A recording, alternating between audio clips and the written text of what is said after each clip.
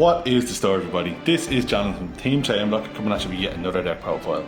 But as always, before we get into it, please like, comment and subscribe. And please check out the links in our description where you'll find a link to Kong's cards and you can take advantage of our discount code ChainBlock5 for 5% off all your purchases. The tins are here, official release date is tomorrow. Single pre-orders have been up on Kong's cards for a good few weeks now. So yeah, hop over, use our discount code, save yourself some money at checkout before they all go. Some of the QCRs are nearly all gone already. Kong's cards prices are pretty much the best around when you're trying to grab up your singles early. So yeah, if it wasn't obvious enough by what's in front of you here today, we are profiling Dragon Rulers, an ancient tier 0 deck that has become semi-limited as all the boys came off the ban list end of August, and we can do some really funny things with the Dragon Boys finally. We are desperately trying to get to 1k subs, so again, if you haven't already, please subscribe. We're nearly at 800, we're hoping to reach that target by the end of the year. So, let's go into it. So, as I said earlier, all the dragons were semi-limited in the fresh ban list. So yeah, we have obviously 2 Tidal, 2 Blaster, 2 Redox and 2 Tempest. So they all share the common effect that you can discard them and another attribute that matches our dragon. So water, fire, earth, wind, keep in mind that's very important, to special summon themselves from hand or GY. On banished, they all add a dragon of the attribute that they are, and Tidal is a foolish, Blaster is a pop 1 card in the field, Redox is a monster reborn, and Tempest adds you and dragon. Incredible cards that are not tier 0 by today's standards, but trust me, there is a lot of fun to be had with this deck. You can bring it to locals, you can get some games. This deck is actually, surprisingly enough, in all my time testing online, has the best win streak. I somehow in testing went 9-0 with this and then lost to an Altergeist player. Shout out you. But yeah, incredible cards that are really good for having some fun and they still hold up today. We are playing one of each of the babies. 1 Stream, 1 Burner, 1 Reacting and 1 Lighting. So what the babies do is essentially you discard themselves and an attribute or a dragon to get the big dragon or special summon it from your deck. Really, really good. Shout out to Carl who tried his best to get me a little Pebbles. He failed miserably, but you know, the intentions were good. So yeah, that's it for the Dragon Rulers. Really, really good, really, really fun. All level 7s, that's going to be important shortly, and the attributes matter so much. So, that's it for the Dragon Ruler portion. Let's go into another portion of the deck. Now, if no points for guessing, we are playing them with Kashtira. So we have 3 Fenrir, 3 Unicorn, 2 Rise Heart, 1 Scareclaw Kashtira and 1 Kashtira Ogre. You know, it just makes sense. I can't wait for people in the comment section to be telling me this is a Kashtira deck, but it does, it just makes sense. You are not playing the best Kashtira card, Dimension Shifter, in this deck, but you are playing all the level 7 monsters that attributes line up perfectly with the Dragon Rulers. We have Earths, Winds, Waters and Fires. So you can discard the Kashtira monsters to get your Dragon Ruler effects and vice versa. Incredible stuff. Oh, Unicorn grabs you a Kashtira spell, Fenrir adds you a Kashtira monster, Kashtira Rise Heart special summons himself if you control a Kashtira monster and banishes a Kashtira card to make itself level 7. Scareclaw offers protection and attacks and defense, and then Ogre grabs you your trap. Really, really, really good. Suits up perfectly with the Dragon Rulers for some funny rank 7 plays. That's it for the Kashtira monsters. We are playing some Kashtira spells, obviously. We are playing 3 Pressure Planet Raid Swords, obviously readily available after the tins. Incredible card, adds you a Kashtira on activation. When you detach XYZ material from a Kashtira monster, you pop a card, and every monster you control gains 100 attack and defense for each different attribute you control. So that's really, really good. So if you have 4 different attributes, your monsters will all be getting 400 attack and defense. Really, really good. We are, of course, playing the 3 Birth, as you want to kind of open it. And the Dragon Rulers are level 7 monsters. You can just normal summon them if worse comes to worse. And you can obviously special summon a Kashtira monster from graveyard or banished. So that makes them great discards and banish targets for all your Dragon Ruler monsters. We're playing 1 Kashtiosis as it's probably the best target to search off Unicorn. You're really hoping you open the birth and just go from there and special summon a Kashtira monster of a different attribute from your deck to your field. And then the last Kashtira spell or trap we're playing is One Preparation. Really, really good. Lets you special summon a Kash from your hand. You can look at your opponent's hand and banish a card if worst comes to worst. Incredible card. That is it for the little Kashtira package.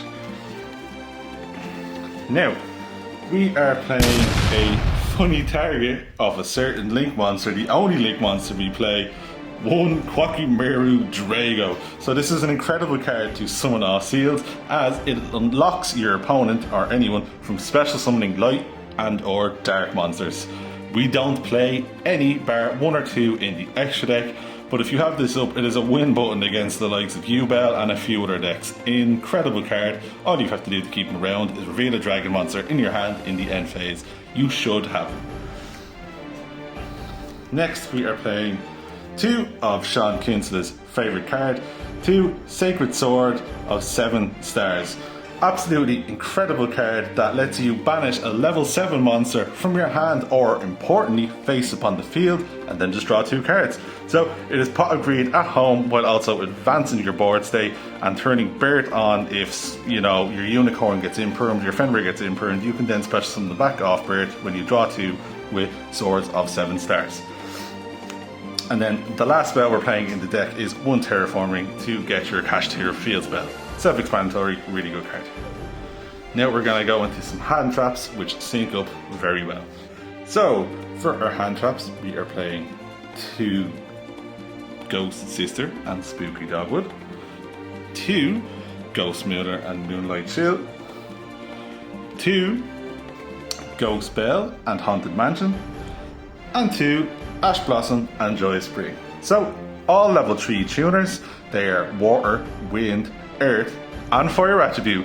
Didn't I say that'd be important? It is. So you can convert your sometimes dead hand traps into a spicy Synchro 10, or after you use them to disrupt your opponent, banish them from the GY, special summon the Dragon Ruler. Really, really good. And of course, it's a ChainBlock deck. I nearly forgot. Last card in deck is Callboy.